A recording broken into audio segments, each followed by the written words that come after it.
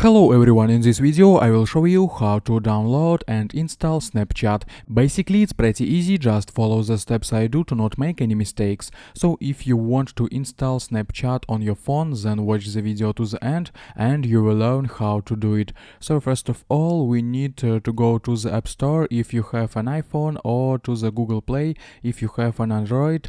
Next enter Snapchat and select it. Here you can see the rating of the application, the desired age and size of the application. Next click get and wait for Snapchat to be installed on your phone. Next click open, and now if you have an account click login, and if you want to create a new account then choose sign up. See the Snapchat registration process in the following video. I hope guys this tutorial made your life a little bit easy and you like this video. Subscribe to my channel and write your comment. You can also watch a playlist about Snapchat at the link in description if you still have any questions. Goodbye, have a nice day.